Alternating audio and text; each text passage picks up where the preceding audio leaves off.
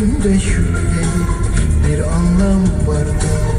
Bana ne dediysen sanki yalandı. İçimi tarifsiz bir korku sardı. Aşkımı düşündüm, aklım takıldı.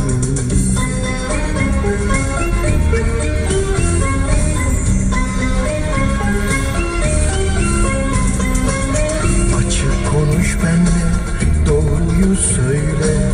Nedir bu tavırlar, bu gidiş böyle? Bir yanlışlık yaptım demedin ama şeytana uydun mu, aklım takıldı. Bir yanlışlık yaptım demedin ama şeytana uydun mu, aklım takıldı. Şeytana uydun mu, aklım takıldı.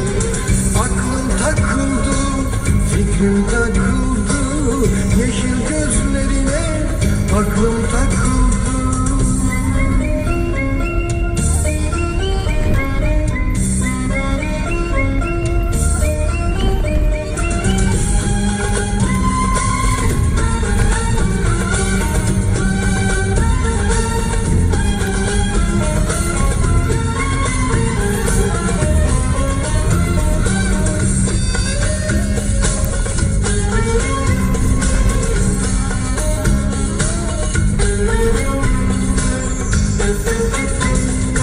Sevdim diyorsun, gerçeğini bilmem. Söz veriyorsun, bununla yetinme.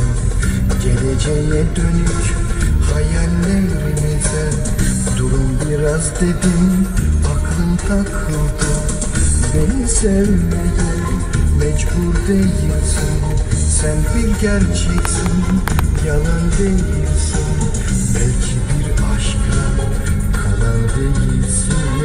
Gururum coştu, aklım takıldı.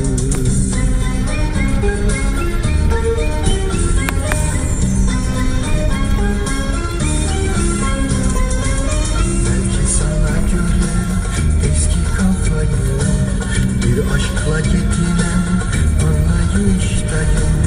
Belki isteyip de yapamadım, zorluklardayım, aklım takıldı. Belki isteyip de yapamadım, zorluklardayım, aklım takıldı. Anlat bana seni, aklım takıldı. Aklım takıldı, fikrim takıldı. Yeşil gözlerine aklım takıldı. Aklım takıldı, fikrim takıldı. Yeşil gözlerine aklım